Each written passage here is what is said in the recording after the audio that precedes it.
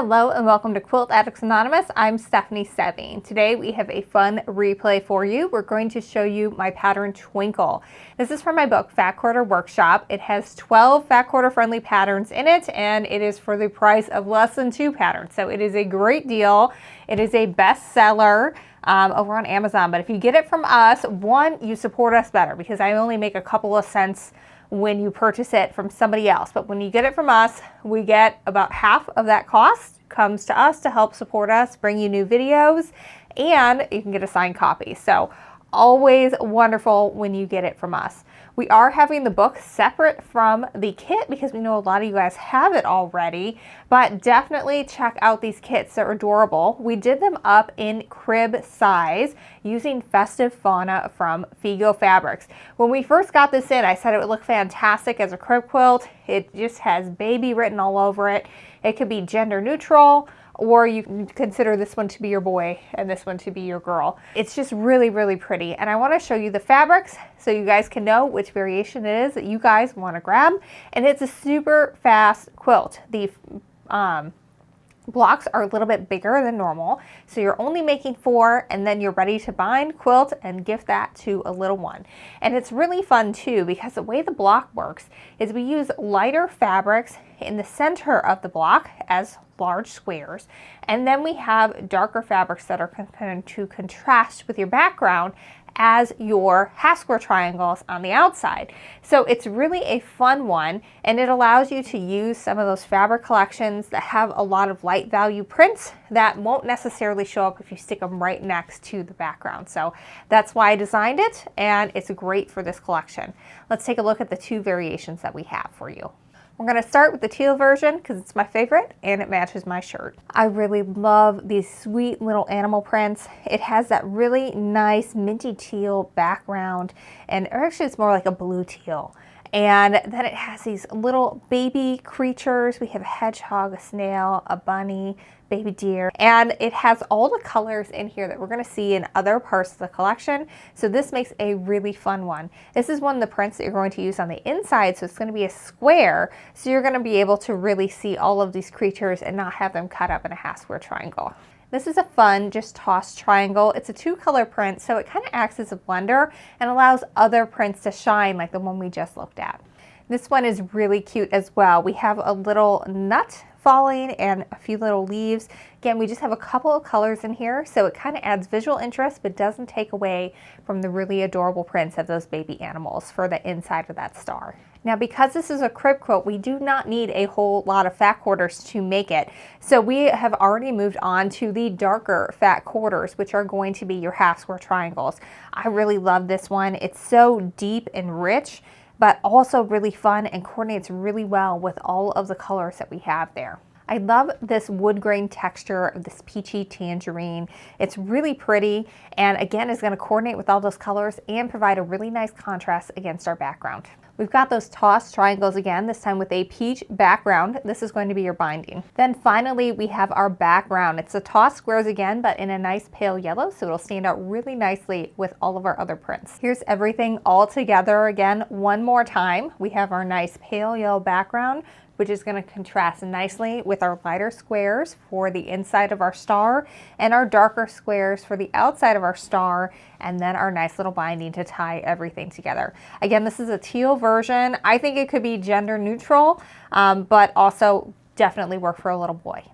Next up, we have our Tangerine Colorway, and this one is very sweet, both in its colors and in its imagery. We're starting off with our tossed cupcake print, and it is adorable. These little partying squirrels are also part of your inner part of your squares, so you're going to be able to see them front and center without them getting cut up into half square triangles like the cupcakes. I believe this is our last lighter print. It's that wood grain in a really light peach. Now, you cannot have some partying squirrels without some nuts, so this is going to be a really fun one to use in those half square triangles. We're going to round out those dark fat quarters with the more peachy tangerine wood grain. Again, this is one that's used in both of the prints. It's the only one that overlaps. So if you wanted to get 2 of them to make your quilt bigger, you certainly could do that. And all the colors would coordinate. You would just have double of this one. We have this fun ribbon print for our binding. This is going to look fantastic. The binding will be running this way, so you'll just see little hints of the color that are throughout the prints that are on the inside of our quilt. And for the background, we have this nice white background with confetti dots and squares just floating around. And again, it has all the colors from the other fabrics. Here is everything again in our definitely gender neutral peach one, but I think this would be really cute for a little girl too, especially with those little fun cupcakes. All right, don't forget to head to our website, shop.quiltaddictsanonymous.com, to make sure you get your copy of Fat Quarter Workshop so you can get the Twinkle pattern plus 11 other great Fat Quarter patterns. And you can also, while you're there, grab a kit or two for the little ones that are coming in your life. Or if you just really like this fabric, just get both and make it bigger. It's totally fine. You can have scrappy background. That is perfectly okay. All right, let's watch that replay. So I got a little excited when I was making this quilt, and I've already made all my half square triangles for the quilt. So you're gonna see the pinked edges here from a sample I got when I ordered this at Quilt Market. Yours are not gonna have pinked edges. You're gonna have nice straight edges. So keep that in mind when you're doing this, that yours will not look like mine when we get started with this. So what we're gonna do is we're gonna take our background, which is this nice lighter with the gold metallic, and you're going to just flip it so that the wrong side is up. Then you're going to take your ruler, and again, you would line this up point to point. It's kind of hard to tell point to point when it's all pinked edges like this, but we're gonna do our best here. But you would just line it up with that center, and then I just mark that with my friction gel pen. You could use a pencil because this is going to be in the seam allowance. It's not like anyone's ever going to see it, but I find it's easier to do it if you kind of work from the center out, and you don't need to go over it as many times as I am. I'm just doing it a little darker so you guys can see it on camera. Now I'm going to go ahead and lay these guys right sides together, and I don't typically pin this because I have made probably hundreds of thousands of half square triangles using this method. But if you wanted to pin across here and across here. The reason why you want to pin across where we're going to be sewing instead of over here is because what matters is keeping your points together, because that's how we end up with an accurately sized unit when we're all done. If you were to pin over here, it would be really easy for your points to shift, and then you might end up having some issues later on. So what we're going to do next is we're going to sew a scant 1/4 inch seam down both sides of this drawn line. So to sew a scant 1/4 inch seam, you're just going to set your sewing machine up to sew a 1/4 inch, and then most sewing machines you can just move your needle one needle position to the right, and then that will give you that scant 1/4 inch seam. If your machine will not do that, just sew with your foot instead of right on this line, with it lined up with the edge. You want it to be just a little hair over. So I'm going to go ahead and just grab my foot here and just show you what it's going to look like. So normally we would line the edge of our fabric up with the edge of our presser foot when we're sewing. In this case, we're going to line it up with that line, and we're going to sew this as though it had already been cut apart, but it's all together for now. And the reason why we sew first and cut second is because this is a bias, so it can stretch pretty easily on you. But if you sew it all together first and then cut it apart, you're keeping some stability in there because it's still attached to fabric on the other side. But if we cut it first and then sew it, then this is much more likely to stretch, and then your half square triangles may not turn out the size they're supposed to be. Let's get started sewing. All right, so I'm just sewing the way I normally would, except instead of lining my press foot up with the edge of my fabric, I'm lining it up with that line that we drew. And I just kind of hold the tips of my corners together. But again, you could always pin that if that makes you feel more comfortable. Now, when I get down to the end here, a lot of times people will end up with like a smiley or frowny face, and it's because they're not maintaining their 1/4 inch seam from start to finish. So what I like to do when I can't hold this tip anymore is just put my finger just to the right and let that just guide up. That way I'm able to maintain that 1/4 inch seam the entire way down, make sure that I'm going nice and straight and that that line stays even with the edge of my press foot all the way through to the end. The other thing I've seen people do that screws us up is they like to sew, instead of using their presser foot to start stop, using the start stop button on their sewing machine. The problem with that is it all goes one speed, so you're not able to slow down when you get to the end. the way you need to in order to maintain that accurate stitch. So use your presser foot and then use your finger as a guide to help maintain that 1/4 inch stitch all the way down.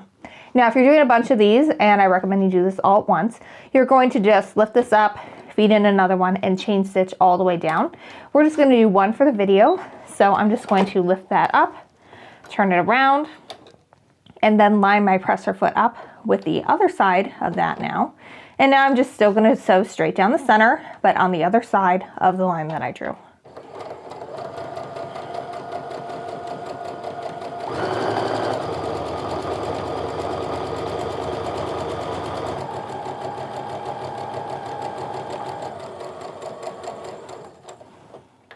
All right, so it's a little hard to see because it's white thread on a white fabric, but we've now sewn down both sides of that drawn line. If I flip it over, we can see a little better that it is nice and white thread on there. You can always measure to make sure you've done this right. You should be at a 1/2 inch or maybe a hair under if you've sewn that scant 1/4 inch seam correctly. I'm just a hair under in this case, so that means I am good to go.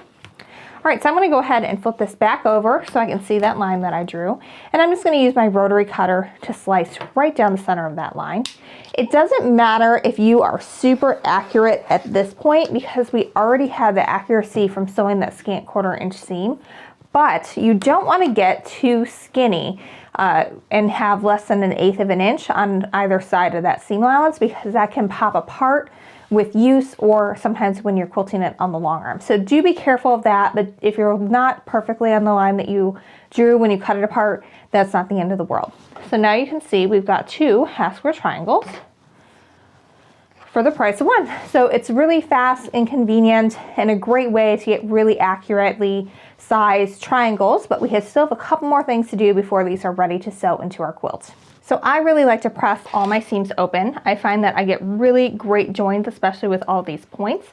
And to do that, I just kind of open that seam up and sort of finger press it open with 3 fingers ahead of the iron. And then with my iron tip straight down that center seam, I just press across. And your seam should be nice and straight. If you lined a ruler up next to it, it would still be very straight. You don't want to have where you have like curves coming up or down. That means that you didn't maintain that 1/4 inch stitch all the way down, and that's why you're having trouble. And you also don't want to see any wiggles. That means that there is a pleat on the other side. So I'm just going to go ahead and flip that over, and I like to just press from the other side as well, just to get it super, super flat. Now we've got to trim this down, and this is a step that is really easy to skip because you think, well, why would I do that? But it makes a huge, huge difference in getting all your pieces to be the right size, which means your quilt is not going to be lumpy or bumpy. It's just going to be nice and flat when you put it all together. And you're also going to trim off some of those dog ears, which will make quilting easier as well. I did one quilt where I didn't trim anything, and it was just a hot mess getting it all together. And then I learned after that, I was like, yep, there's some reasons why they tell you to trim this down. There's definitely a reason for that. All right, so what we're going to do in order to trim this accurately is the first line I line up is always the 45-degree line. That line needs to be exactly on that seam line. If it's off like this, then that means that your seam is not going to be going to your corner, and any amount of pinning you ever do isn't going to fix it because it's never going to line up correctly the way it should. So always line that up first, then make sure you've got some fabric hanging off past the measurement you need to cut to, as well as beyond the side of the ruler. Once you're happy with that, place your whole hand down on the ruler and just cut your right and your top side. If you're left-handed, it's going to be your left and your top side. We can move those to the side. I'm going to give it a 180-degree flip. Now this time, I'm going to line up the measurement that I'm supposed to be trimming to exactly with the edges that I just trimmed. And then I sew that 45-degree line going right down that seam allowance because that is still the most important line. Go ahead and give it another trim. And now we have a half square triangle that is exactly the size we need it to be. The seams are going straight out to the point, and so all those points are going to come together really beautifully when we go to assemble our block. So go ahead and do that for all the half square triangles for this quilt. There's going to be a combination of ones where you're combining your focal print with your background, as well as ones where you're combining 2 focal prints. So do that. All the instructions are in the pattern to go along with this. It's called Twinkle, and it's available at shop.quiltaddictsanonymous.com, and we have it for multiple sizes. So depending on what you need to make this for, you can get exactly what you need for that. So I've got the top row of my block laid out and ready to sew together, and we're going to do this one because we have got 2 points to come together. There aren't that many points that you have to join well in each block. Really, there's only 4 in each block, so it's not that intimidating, but I wanted to show you how to do that and how I would sew these together in order to join my rows first, and then we're going to join the rest of our block together, and I'll give you the tips and tricks along the way so that way you can have a perfectly flat block as well when you're doing this at home. So first off, when I'm doing this at home, I lay out everything right next to my sewing machine, so I've got my entire block that I'm just assembling one at a time. It's kind of fun because you can kind of mix up and have as scrappy of a look as you can possibly get. I tried not to repeat fabrics too much, and then what I did was I would sew everything that was in the last 2 vertical rows together first. So I would have done this one and then the 2 that were on the end in the second row, and so on until I had my entire block together. And this one we just had the 1 row, so I'm going to lay these guys right sides together. Also, one thing to note here is I kept alternating the direction of where these are going, because technically this is a directional print that we are working with here. And in order to avoid having it look like, you know, we messed up, I basically, every other block, I would have my corners going up, and then in the next block that I laid together, I would have my corners going out. And so then whatever was next to it, so in this case there's one here, this is a vertical one, so I've got this one going horizontally. And then when you put them together, you can arrange them so that they're all just going in a mishmash of a way, but it's kind of planned just a little bit, so that way it looks like sort of organized chaos, which is what you want in a scrappy quilt. All right, so I'm just going to arrange these guys right sides together. I typically don't pin these because we're just sewing squares together, and there are a lot of instances in which we're just sewing squares together in this block. But if you feel more comfortable doing that, by all means, please do. What I do is I just kind of get it started, and then I hold my corners together with my fingertip. I'll sew down to the bottom, and then I will move my finger again to the left this time to maintain that 1/4 inch stitch all the way down. Now again, I would just pick up the next row, the 2 on the far side, and I would just keep on chain stitching all those together. And then what I like to do is lay everything back out.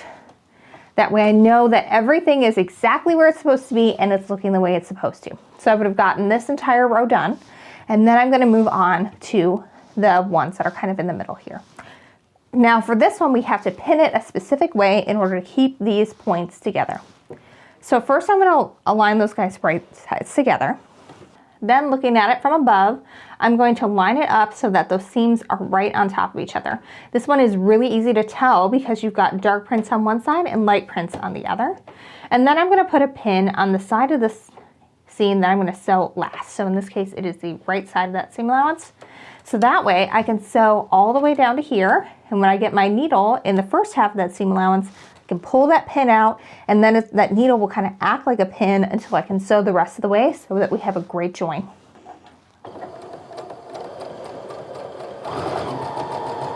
All right, so I'm just kind of sewing. I'm holding that bottom part again. I'm going to slow down as I come to that seam. Now with my needle down in the first half of that seam allowance, I'm going to go ahead and pull that pin. Put my finger to the side to maintain that 1/4 inch stitch and stitch all the way down.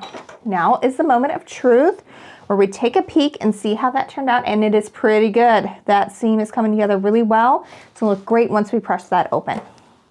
Now at this point, I don't typically press until I have all of my rows together. So at this point, I would lay it back out again, make sure that everything for all the rows are in the right spot. Then I'm gonna go ahead and flip it right sides together with the little one that we have left there on the corner. And I'm going to sew these guys together.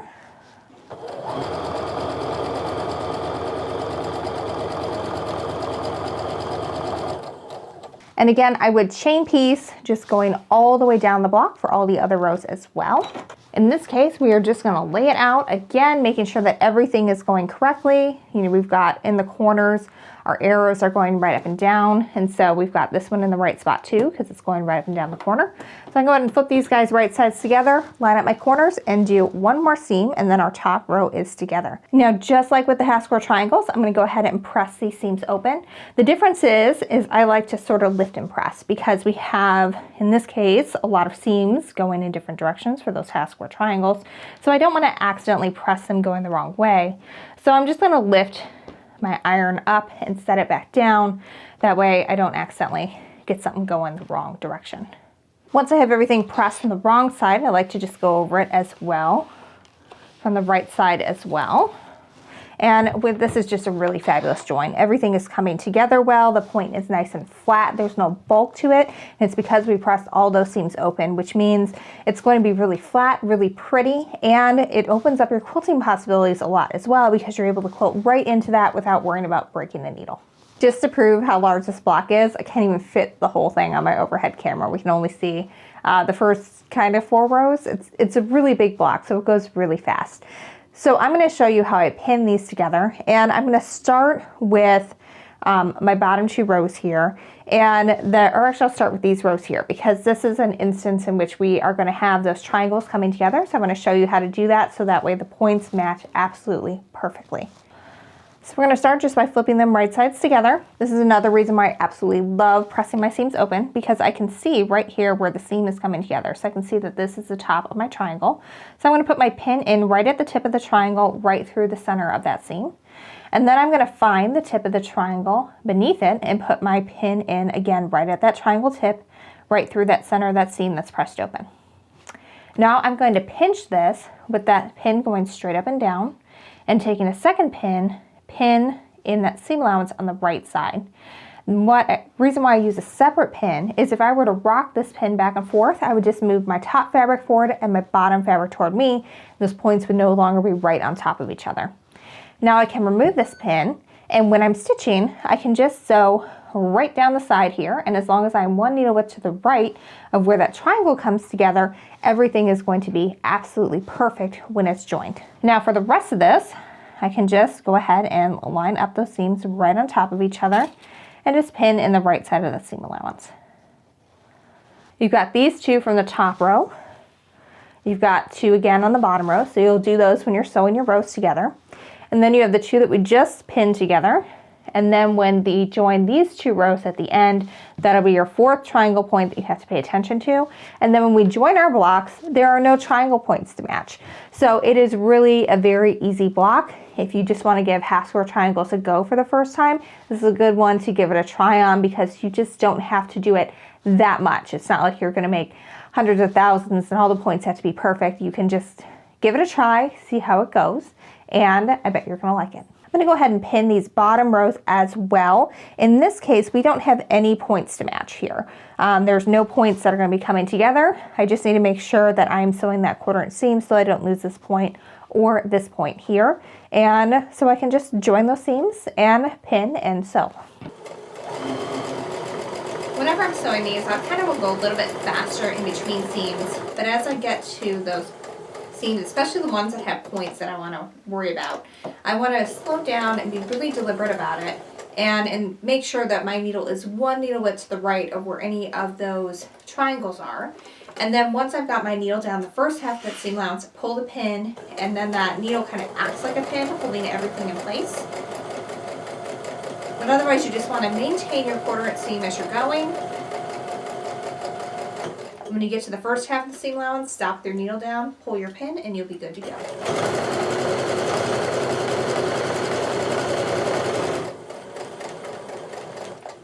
I'm also going to press these row seams open, again making sure to lift and press because we have a lot of seams at this point. We don't want to press anything going the wrong way as we do this. And as long as you kind of have your fingers advanced to sort of finger press that open as you go, it goes pretty easily, and once you get the hang of it, it is super, super simple to do. Let's go ahead and flip that over, see how we did. Oh, pretty good, pretty good. It could be a little better, but I'm going to call that good.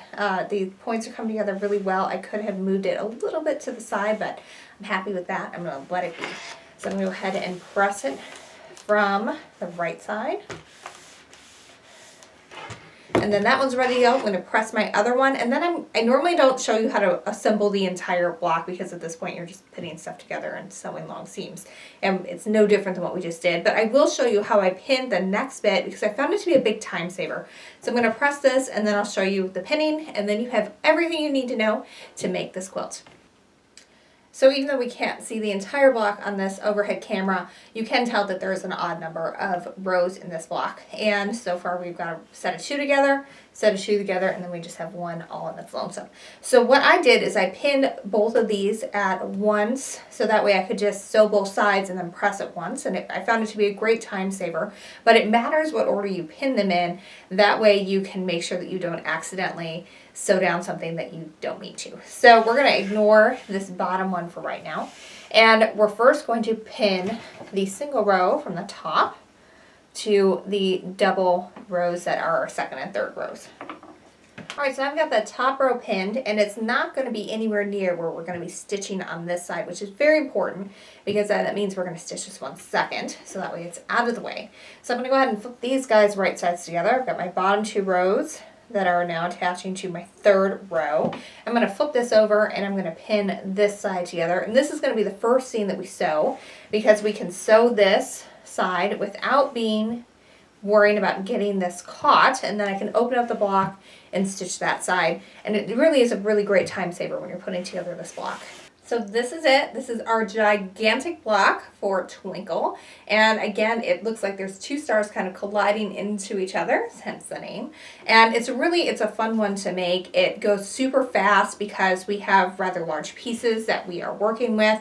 And also you have a big block, so you can just get it together and move on to the next one. And the one that we did, that was the full-size double quilt, that was just 16 blocks, so that it just went so fast. I was able to get all the blocks together in 2 days. It took another couple of days to get my half square triangles ready to go, but it was a really fast quilt, really fun, and it's great if you either need something quick to get together for a gift, or you just want something that's going to challenge you a little bit, where you can get sort of a taste of those half square triangles without being totally overwhelmed by them. Thanks so much for following along, and until next week, happy quilting.